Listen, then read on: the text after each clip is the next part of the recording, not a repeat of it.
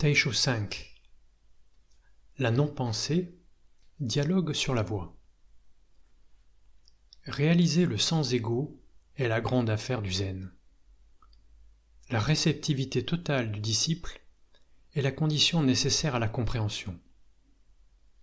Lorsque l'apprentissage commence, il lui faut se décentrer jusqu'à être détaché des affects qui entravent l'ouverture intérieure. La susceptibilité, le sentiment de persécution, la plainte, le complexe d'infériorité et son contraire, la prétention, sont continuellement éprouvés par l'enseignement. Dans l'histoire du zen, paroles provocatrices ou flatteuses mettent en travail le disciple qui, jusqu'à sa délivrance, mord à l'hameçon des mots et leur conserve une place centrale dans la relation entre maître et disciple. Cesser de prendre pour soi-même les remarques et critiques formulées par l'enseignant demande une longue maturation. Il est tout aussi difficile d'apprécier l'entre-deux relationnel plutôt que le petit intérêt du moi égocentrique. Passer ce cap est en soi un véritable avancement. En attendant, l'enseignant est l'objet des projections du disciple qui voit en lui tour à tour un père aimable ou indifférent, un frère attirant, un ami potentiel. Le temps et la pratique usent peu à peu ces projections et le véritable partage peut avoir lieu. Un jour viendra où ils regarderont côte à côte le Dharma, marchant d'un seul pas dans la paix des cœurs. Il existe un parallèle entre la manière dont nous vivons la méditation, la posture interne dans le silence de l'assise, et la manière dont le dialogue se noue entre maître et disciple.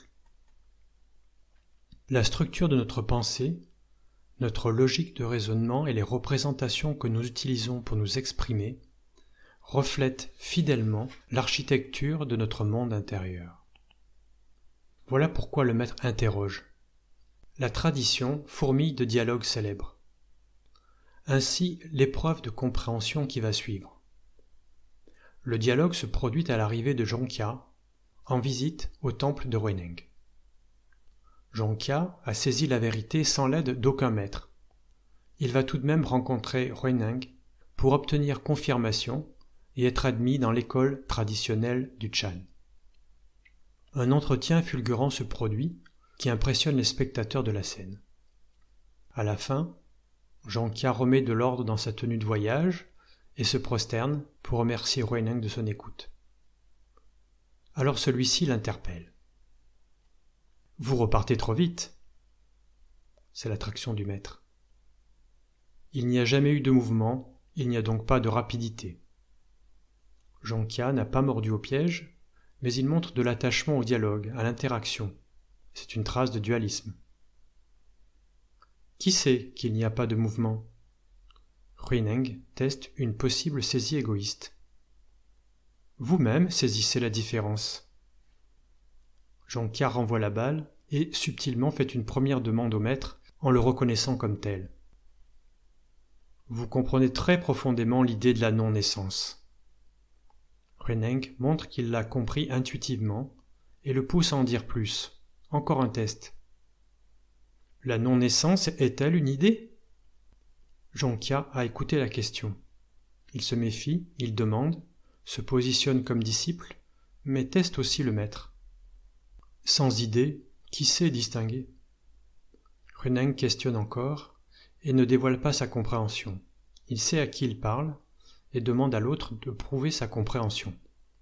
A-t-il connu la délivrance ? A-t-il vu sa vraie nature ? La distinction n'est pas non plus une idée. Réponse verbale limitée. Jonkya fait état de la relation du moment. Il affirme que la relation n'est pas une idée, la distinction entre maître et disciple est bien réelle, ainsi que la nécessité de différencier éveil et illumination. Il réitère sa demande au maître. Très bien, c'est la réponse de Huineng. Premièrement, Huineng a compris où l'autre en est. Deuxièmement, il veut bien certifier et admettre Jonkya dans l'école. Ce dialogue montre la profonde connaissance des deux hommes. Ils ont assimilé la doctrine et ont l'expérience de la non-dualité. Mais il faut lire aussi entre les lignes. Huineng a pu apprécier la perspicacité de son interlocuteur et il lui tend différents pièges. Tout d'abord, et par 2 fois, il teste la centralité de l'ego, dans la première et 5e remarque. L'autre ne tombe pas dans le piège. Il ne prend pas pour lui ce qui peut être dit. Tout en entretenant le dialogue, Huineng voit aussi comment Jonkia est attaché à la discussion et à la joute verbale. Il sait que celui-ci n'a pas la connaissance du zen des patriarches. Il lui reconnaît l'illumination à la nature propre et accepte la demande de Jonkia d'être instruit dans la tradition Chan. Dans la nuit qui va suivre, il complétera son enseignement et le lendemain, Jonkia repartira avec la transmission de Huineng. Jonkia, plus tard, écrira le chant de l'immédiat Satori qui commence par cette stance célèbre. Cher ami, ne vois-tu pas cet homme du Satori qui a cessé d'étudier et vit sans effort? Il ne cherche ni à écarter les illusions, ni à trouver la vérité. Il admet donc être passé au-delà de la discrimination mentale, dans le domaine du non-agir. Comme en écho à notre propos, Maître Doshimaru commente ce passage. L'homme qui ne veut ni stopper ses illusions, ni poursuivre la vérité, cet homme est le vrai Bouddha, le vrai Bodhisattva, le vrai maître, celui qui a obtenu la vie cosmique. L'homme véritable, en harmonie avec les choses. Il a abandonné son propre ego et suit de façon absolue le véritable système cosmique. Si quelqu'un pense « je suis un homme bon », il n'est pas si bon que ça. S'il pense « je suis fou », en fait, il n'est pas si fou, et inversement. Huineng est un adepte de la non-pensée, de l'illumination et du grand éveil. La non-pensée est l'arrêt de la pensée, une interruption dans le monologue intérieur, en même temps qu'un arrêt du miroir, le « je pense » de la conscience discriminante. Le disciple doit savoir s'il pense ou s'il ne pense pas. D'où lui vient cette pensée? De la conscience ordinaire ou d'autre part? Parfois, en cours de méditation, le moi s'est désintégré dans la non-pensée. Tout s'est écoulé naturellement, sans effort. Puis c'est le retour à l'état ordinaire. Notre représentation de la réalité évoluera avec cette expérience de la non-pensée. Mais ce n'est pas du tout l'expérience d'un éveil. L'illumination est la vision de notre vraie nature, le moment où nous vérifions de tout notre être la véracité de l'enseignement. C'est une expérience capitale pour le pratiquant, mais ça n'implique pas nécessairement un changement de ses habitudes, de ses fixations. À partir de là, il sait qu'un autre mode de fonctionnement est possible. C'est une ouverture de l'esprit. L'éveil est d'une autre dimension. Elle fait de celui qui le vit un nouveau transmetteur sur la voie, à condition qu'il accepte de mûrir pendant de longues années, 20 ou 30 ans en moyenne. La réalisation complète de l'enseignement va absorber toute la personnalité et entraîner la dissolution du karma de l'éveillé. Parfois, plusieurs vies sont nécessaires. C'est l'épreuve la plus difficile qui le conduit à renoncer à tout ce qui limite le rayonnement de la nature de Bouddha. À chaque étape de la voie, l'ouverture du cœur accompagne le renoncement. Pour cette raison, la présence du maître à ses côtés est une bénédiction. Il avance lui-même et connaît par avance les types de pièges que son disciple va rencontrer. Les maîtres ne cessent d'encourager les disciples à exposer leur compréhension. Une fois, Tao veut tester ses moines. « J'ai si mal que je crois mourir, parce que dans mon esprit, il y a une chose qui à la longue se transforme en maladie. Lequel d'entre vous va y remédier pour moi ?» Xishuang s'avance et fait cette observation. L'esprit et la chose n'existent pas. Y remédier aggrave la maladie. Tao l'encourage publiquement. Bien dit, bien dit. La relation de transmission conduit ceux qui la vivent à dépasser toute dualité, y compris la dualité relationnelle, où l'un est différent de l'autre.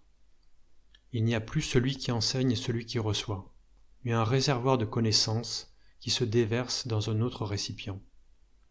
C'est toujours le même flux qui s'écoule, et cela sans volonté personnelle. La transmission est totale lorsqu'en esprit le disciple est devenu semblable au maître. Alors la lignée s'actualise. Depuis le Bouddha, l'enseignement trouve un représentant, une génération après l'autre. Mais rares sont ceux qui s'ouvrent à cette dimension. Tant que le disciple entend des mots en lieu et place de la réalité comme elle est, la transmission est interrompue. Puis vient le jour où les mots restent des mots, les objets des objets, et le moment juste tel quel est un moment de parfaite transmission.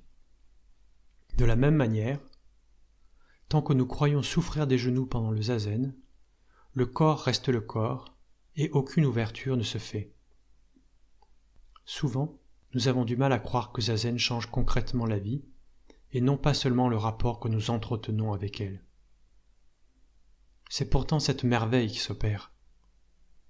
Pour terminer cet échange, je vais vous raconter l'histoire de la transmission entre le disciple Shanhui et Taicheng.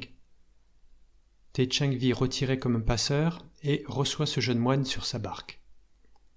Après quelques échanges tortueux, il lui envoie un coup de rame qui le projette dans l'eau. À peine remonté, il le presse. « Parle, parle !» Comme l'autre hésite, il le renvoie dans l'eau. L'autre remonte et acquiesce. Il a compris le message. Le maître dit « Tu peux t'amuser à ta guise avec la ligne au bout de la canne. Tant que tu ne seras pas perturbé par les vagues, l'idée se différenciera d'elle-même. » Shanhui demande « Maître, que pensez-vous à propos du lancer de la ligne et de l'hameçon ?» La ligne de soie flotte à la surface de l'eau bleue. Vos paroles sont chargées de sens mais ne suivent aucun chemin. Votre langue parle sans dire. J'ai pêché tout le long du fleuve. Maintenant enfin j'ai trouvé un poisson d'or. Shanhui se bouche les oreilles et refuse le compliment. C'est cela, c'est cela. Considérant la transmission achevée, Taicheng renvoie son successeur avec cette recommandation. Pars maintenant et cache-toi dans un endroit retiré où les traces sont effacées. Mais là où les traces sont effacées, ne te cache pas. J'ai vécu 30 années auprès de Yue Shan uniquement pour éclaircir cette affaire. Aujourd'hui, tu l'as reçu. Ne vis pas dans les villes ni les villages. Enfonce-toi dans les montagnes pour rencontrer 1 ou 2 hommes et transmets-le sans le laisser s'interrompre. Shanhui lui obéit et prend congé. Après cet épisode, Taicheng renverse la barque et disparaît dans l'eau du fleuve. Un maître Chan va et vient en toute liberté. C'est cette liberté incommensurable que le disciple refuse énergiquement durant de longues années. Échapper à notre conception ordinaire, aller sur l'autre rive, renoncer à la mort même, tel est l'abîme où les maîtres nous amènent. Laissons-nous toucher par ces propos, et sans fascination ni exotisme, retournons nous asseoir.